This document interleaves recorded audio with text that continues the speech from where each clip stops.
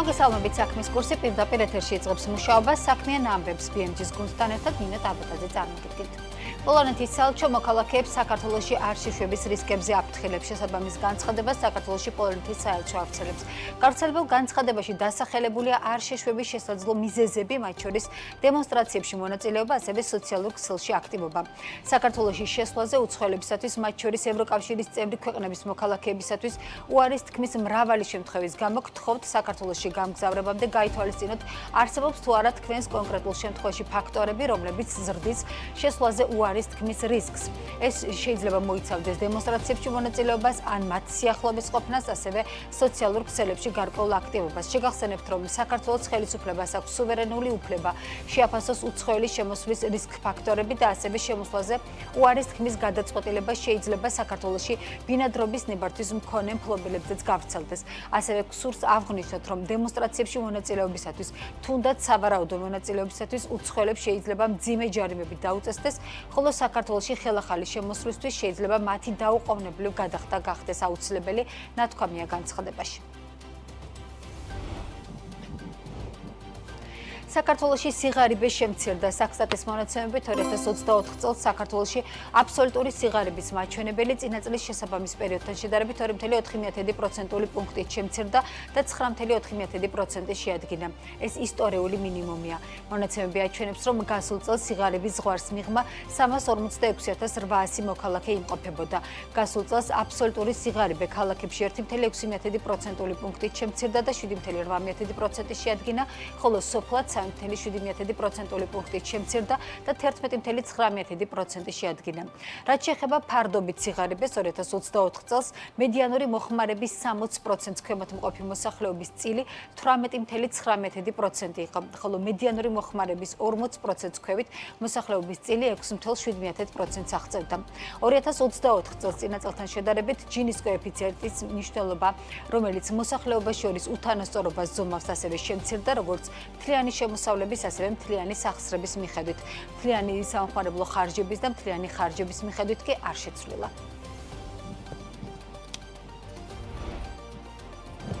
ლარი 30 წლისა. ლარის მიმოქცევაში შემოსვლიდან 30 წლის იუბილე აღინიშნება. ლარი ქვეყნის ეროვნულ ვალუტად 1995 წლის 25 სექტემბრიდან შემოიღეს, ხოლო ამავე წლის 2 ოქტომბრიდან ქვეყნის მთელ ტერიტორიაზე ერთადერთ კანონიერ საგადამხდელო საშუალებად გამოცხადდა. სიტყვა ლარი ძველი ქართული სიტყვაა და განცდა ქონებას ნიშნავს, ხოლო თეთრი მე-13 საუკუნიდან დამკვიდრებული ქართული სამონეტო ტერმინია. საიუბილეო თარიღთან დაკავშირებით ეროვნული ბანკის ორგანიზებით თბილისში საერთაშორისო კონფერენცია გაიმართება. კონფერენციის სახელწოდებით ნდობიდან მჭიდრო თანამშრომლობამდე არაერთი ქვეყნის ცენტრალური ბანკების ხელმძღვანელი პირები, საერთაშორისო საფინანსო ინსტიტუტები, საერთაშორისო კომპანიები, ასევე საქართველოს საფინანსო სექტორის ხელისუფლებისა და ბიზნეს ასოციაციების წარმომადგენლები დაესწრებიან.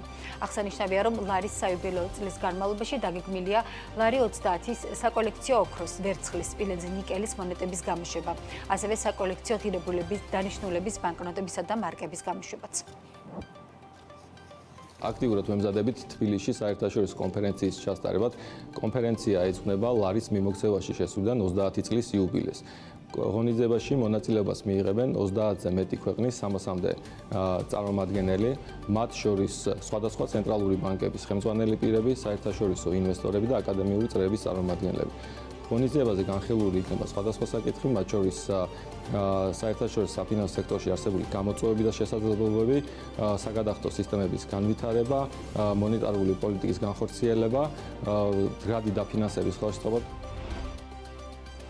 კიდევ ერთი რეგულაცია სავალუტო სესხების მსურველებისთვის, მათ ვისაც შემოსავალი ლარში აქვს, 750.000 ლარამდე სესხს უცხოურ ვალუტაში ვეღარ აიღებს. გადაწყვეტილება, რომელიც ეროვნულმა ბანკმა მიიღო, ძალაში 1 აგვისტოდან შევა. ეროვნულ ბანკში ვარაუდობენ, რომ რეგულაცია დაახლოებით 150 მილიონი დოლარის 1000-მდე სესხს შეეხება.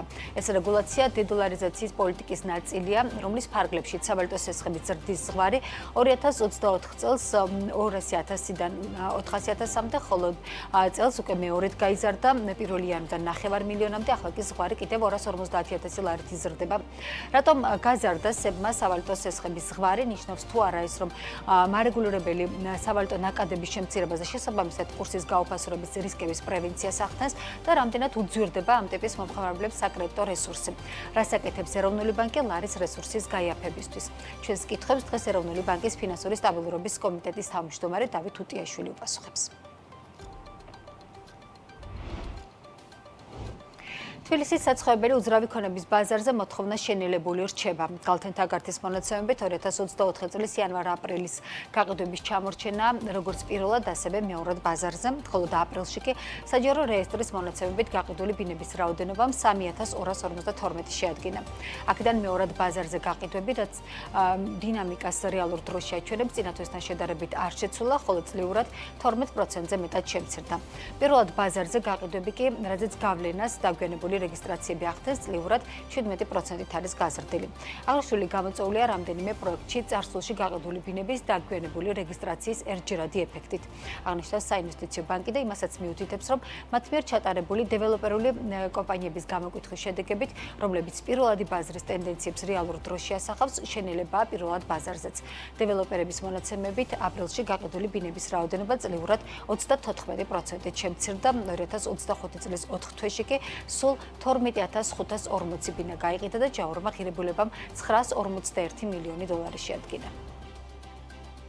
კვლევის შედეგებზე დაყრდნობით 2025 წლის აპრილში გაყიდვები გასული თვის ნიშნულზე შენარჩუნდა, თუმცა წინა წლის მაღალი ბაზის შედეგად წლიურად გაყიდული ბინების რაოდენობა 34.1%-ით, ხოლო გაყიდული ბინების ფართობი 25.4%-ით შემცირდა. ჯამში 2025 წლის 4 თვეში გაყიდული ბინების რაოდენობა წლიურად 13.5%-ით შემცირდა. კვლევის მიზეზი ბაზარზე არსებული გაუარესებული სენტიმენტებია, რაც მყიდველებს მოთხოვნის გადავადებისკენ უბიძგებს. რომლებიც 2025 წელს სრულდება, ბინების 80% უკვე გაყიდულია. ამასთან გაყიდვების უმეტესი ნაწილი დეველოპერების მიერ შეთავაზებულ შიდა განოდებაზე მოდის. აღსანიშნავია, რომ მნიშვნელოვნად გაიზარდა ისრაელის მოქალაქეების წილი გაყიდვებში და 2025 წლის 4 თვეში ჯამური გაყიდვების 11% შეადგინა. ფოთის ტრანსტერმინალი გახსნისთვის ემზადება. ყაზახური PTC ჰოლდინგის ინფორმაციით, მათ საქართველოს მთავრობისგან ტერმინალის ექსპლუატაციაში გაშვების სერტიფიკატი უკვე მიიღეს და ოფიციალურად 9 ივნისიდან ამოქმედებიან. ფოთის ტრანსტერმინალის გენერალური დირექტორის ოლჟას არიკბაევის თქმით, ტერმინალის მშენებლობას 1 წელი და 4 თვე დაჭირდა. ტერმინალი ერთდროულად 120-მდე სარკინიგზო ვაგონის მომსახურებას შეძლებს. ამასთან ის აღჭურვილია 2 პორტული ამწით. ფოთის ტრანსტერმინალს შეუძლია საათში 50 კონტეინერის გადატანა რკინიგზის ინფრასტრუქტურით, გარდა ამისა, კომპანიამ ავტონომიისა და ოპერაციების სიჩქარის გაზრდისთვის საკუთარი მანევრირებადი ლოკომოტივიც კი შეიძინა. ამის შესახებ კომპანიაში აცხადებენ, აქვე აზუსტებენ, რომ პროექტის ჯამური ღირებულება 31.5 მილიონი დოლარია. ილონ მასკი თეთრ სახლს სტობებს, თუმცა მისი დეპარტამენტი დოჯი ფუნქციონირებას გააგრძელებს. სოციალურ პლატფორმა X-ზე გამოქვეყნებულ პოსტში მასკმა მადლობა გადაუხადა დონალდ ტრამპს იმისთვის, რომ მიეცა შესაძლებლობა ემართა მთავრობის ეფექტიანობის დეპარტამენტი. როდესაც ჩემი როგორც სოციალური თანამშრომლის საქმიანობის დროს იწურება, მინდა მადლობა გადავუხადო პრეზიდენტ დონალდ ტრამპს ხარჯების გაფლანგვის შემცირების შესაძლებლობისთვის. დოჯის მისია დროთა განმავლობაში მხოლოდ გაძლიერდება, რადგან ის მთელი მთავრობის ცხოვრების წესად იქცევა, დაწერა მასკმა. საერთოდ ჯამში დოჯის საქმიანობამ 300,000-მდე ფედერალური მუშაკის გათავისუფლება და სახელმწიფო ბიუჯეტში 160 მილიარდი დოლარის დაზოგვა გამოიწვია. შეიძლება ითქვას, რომ მასკს ქვეყანაში უმუშევრობის დონის გაძლიერების მიმართულებით აბსოლუტური რეკორდი აქვს, რადგანაც მსგავსი რამ აქამდე არავის გაუკეთებია. მასკის პოლიტიკაში ჩართვა მისი კომპანია Tesla მნიშვნელოვნად დააზარალა, იმდენად რომ მსხვილი ინვესტორები მისი გენერალური დირექტორის თანამდებობიდან გადაყენებასაც განიხილავდნენ, თუმცა სანამ ეს მოხდა, მანამდე თავად მასკმა განაცხადა, რომ ის პოლიტიკიდან ეტაპობრივად წავიდოდა. საქმის კურსი ამით დასრულებულია, ეთერში 1 საათში ბრუნდებით, დაგვალანდით.